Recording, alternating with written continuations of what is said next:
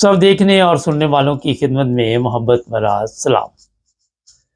میں کیونکہ social media پہ بھی ایکٹیو ہوں، کسی نہ کسی سے بات چیت ہوتی رہتی ہے، تو 2 دن پہلے فیس بک کے ذریعے ایک خاتون کے ساتھ پاکستان میں بات چیت ہو رہی تھی، اور میں نے اسے پوچھا کہ کیا آپ کی زندگی کیسی چل رہی ہے، تو وہ کہنے لگی میری 2 بیٹیاں ہیں۔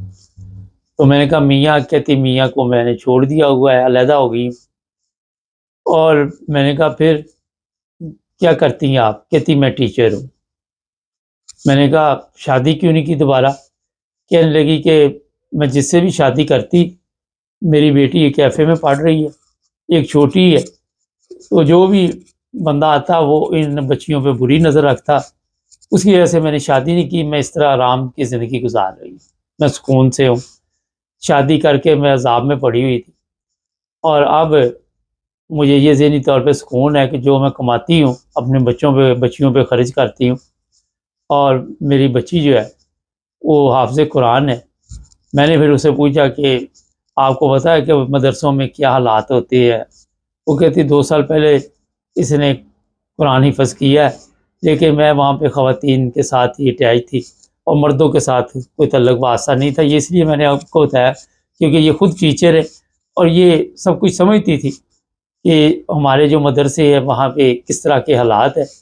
تو سمجھدار لوگ جو ہیں وہ اپنے بچوں کے لیے ٹھیک ہے ہر جس طرح قرآن حفظ کروایا، اور لیکن وہ راستہ اختیار کیا جہاں پہ خواتین صرف ان کو قرآن مجید پڑھاتی تھی۔ یہ اس لیے آپ کو بات بتائی کہ آج کے جو واقعات ہیں وہ 2 واقعات ہیں، اور دونوں میں جو فرق ہے وہ آپ کہہ سکتے ہیں کہ کچھ بھی فرق نہیں۔ دونوں میں یہی آپ کو نظر آئے گا کہ ہمارے ملک میں جہالت جو ہے وہ بڑی تیزی سے پھیل کیا رہی ہے، پھیل چکی ہے۔ اچھا، اس عورت کی کہانی سنانے کا مقصد یہ تھا جی، اس وقت 2 عورتیں سوشل میڈیا پہ مجھے نظر آئی، ان کی بے شمار ویڈیوز چل رہی، ان کا کیس اس عورت سے ملتا جلتا تھا۔ عورت علیحدہ ہوئی، علیحدہ ہونے کے بعد جوان بیٹی تھی، شادی کی، جسے شادی کی اس نے اس کی بیٹی کے ساتھ غلط کام کیا، اور جو خطرناک چیز ہے اس کا دوست بھی ساتھ ملا رہا، اور 1 سال تک اس لڑکی کے ساتھ یہ گیم چلتی رہی، اور وہ لڑکی 17 سال کی۔ اب 17 سال کی لڑکی اگر جب پہلے دن اس طرح ستیلے باپ نے بری نظر ڈالی تھی تو اس کا کام تھا اپنی ماں کو بتانا، وہ کیوں خاموش رہی، کیا وجہ ہوئی۔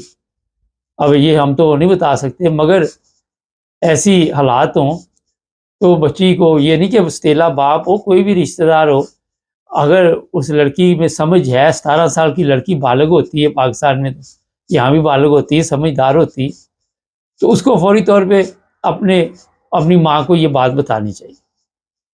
اب ہوا یہ کہ وہ امید سے ہوگی ستیلے باپ سے، اور اس کے بعد میں اسے کوئی دوائی شوائی دیتے رہے، میڈیسن وغیرہ، اور اس کی وفات ہو گئی، وہ دنیا سے چلی گئی۔ اب یہ ستیلا باپ جیل میں ہے، وہ ماں جو ہے وہ سوشل میڈیا پہ دعائیاں دے رہی ہے اور کہہ رہی کہ میری بیٹی کو اس کی وجہ سے دنیا سے جانا پڑا۔ یہ میں بات آپ کو اس لیے بتا رہا ہوں کہ پاکستان میں بڑی تعداد میں ایسی خواتین موجود ہیں جن کی بچیاں ہیں، بچے ہیں، اور وہ شادی اس وجہ سے نہیں کرتی کہ ظاہر ابھی میں نے آپ کو مثال دی پہلے ایک خاتون کی، پھر دوسری کی، میں نے بتا بھی دیا کہ اس کے ساتھ یہ واقعہ پیش آیا۔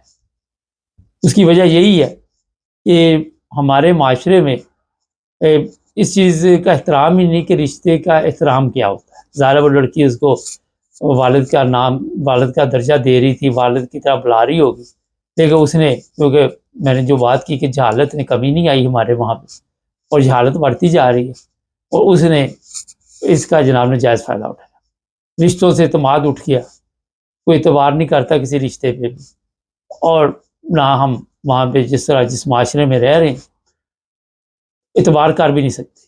ایک کیس نہیں، 2 نہیں، 3 نہیں، بے شمار کیس جو ہے مختلف طریقوں کے ساتھ ہمارے سامنے آتے۔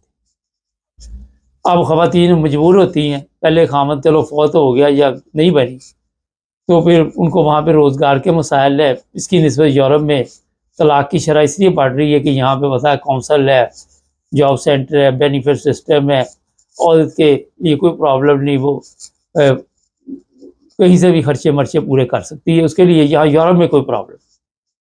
دیکھیں پاکستان جیسے ملک میں لوگ پھر مصیبت میں پڑ جاتے ہیں، اور یہی وجہ ہے کہ وہاں برائی زیادہ جنم لیتی ہے، کیونکہ سب سے جو بڑی خدا کے بعد پرابلم ہے دنیا میں وہ پیسے کی پرابلم ہے، کہ پیسہ اگر نہیں ہے تو بھوک ہے، اور بھوک مٹانے کے لیے انسان وہ حربہ استعمال کر لیتا ہے جو راستہ وہ اختیار نہ بھی کرنا چاہے۔ یہ پیٹ ایک ایسی دوزخ ہے، اس کے لیے پھر اگر کوئی سیدھا راستہ نہ ملے، اسی وجہ سے آپ نے دیکھا وہاں پہ خواتین، جوان لڑکیاں کالجوں اسکولوں کی جو سپلائی ہوتی ہیں بے شمار، اور وہ اپنا کسی نہ کسی طرح پیسے بنانے کے چکر میں ہے۔ ایک تو یہ وجہ ہے، دوسرا یہ ہے کہ خواہشات ہم نے اتنی بڑھا لی ہوئی ہیں کہ دوسری طرف دیکھ کر اپنی کے لیے بھی ہوتا ہے جی میرے پاس بھی سب چیزیں ہو، اور اسی وجہ سے ہم اپنی عزت کے جنازے وہاں پہ نکالتے رہتے ہیں۔ اس لیے میں نے آپ کو بتایا کہ آپ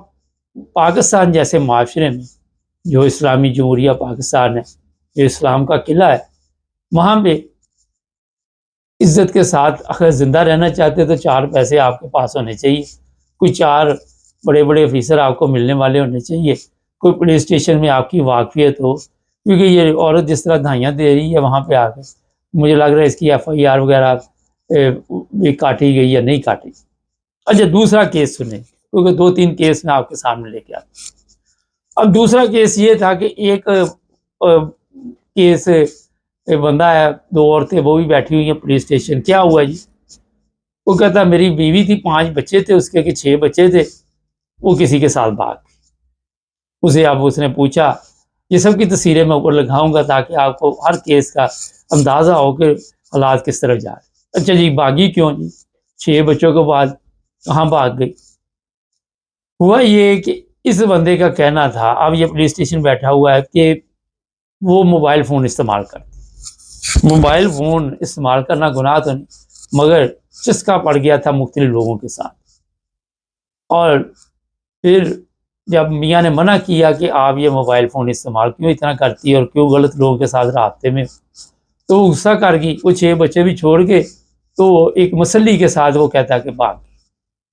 یہ آج کی جو زندگی ہے، یا موبائل فون یا آن لائن جس طرح دوستیاں لگتی ہیں، اس طرح پھر یہ جو حالات پیدا ہوتے ہیں اس کے بارے میں آپ کو بتا۔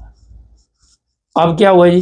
پولیس والوں نے جی اس لڑکے کے کسی بابے شابے کو پکڑا، 2 دن پولیس اسٹیشن رکھا، اب اس کی ضمانت ہوگی، وہ بھی چلا گیا، اور وہ لڑکی اب آ بھی جائے، یہ 6 بچے سنبھالے، وہ لڑکی آ بھی جائے، عورت ہے لڑکی تو نہیں کہہ سکتی، تو وہ دوبارہ کیا گارنٹی ہے بھاگے گی نہیں، کیونکہ ایک دفعہ جو بھاگی ہے دوبارہ وہ بازار ہے، پھر اس کو کافی ایکسپیرینس ہو جاتا بھاگنے کا، پھر اگلی دفعہ وہ اور تیزی کے ساتھ بھاگتی ہے، اس دفعہ شاید پکڑی جائے، دوسری دفعہ وہ پھر اور طریقہ واردات ڈھونڈے گی، پھر جن کو مختلف بندوں کا شوق پڑ جائے وہ پھر کہاں پہ گھروں میں ٹکتی۔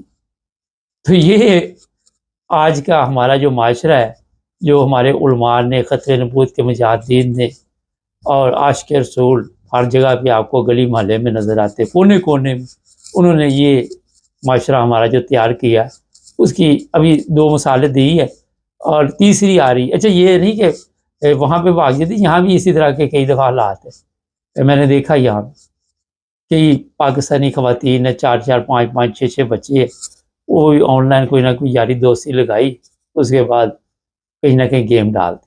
میرے علم میں ہے یہ چیزیں یورپ میں، کئی 1-1 بچے والی بھی ہے، کئی 2-2 بچوں والی بھی ہے، کئی کسی نہ کسی کے طرح انہوں نے خامن کو دھوکہ دیا، لیکن بعد میں ذلیل و خوار ہو رہی۔ یہ میرے پاس رپورٹ، خجل خرابی، ضلالت۔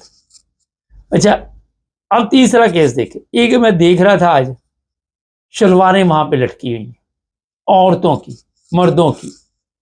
اچھا جی اب کیا جی، یہ یہاں پہ کیا کیس ہے؟ یہ جی یہاں پہ جو بھی اپنی شلوار لٹکا جاتا ہے اس کی مراد پوری ہو جاتی ہے۔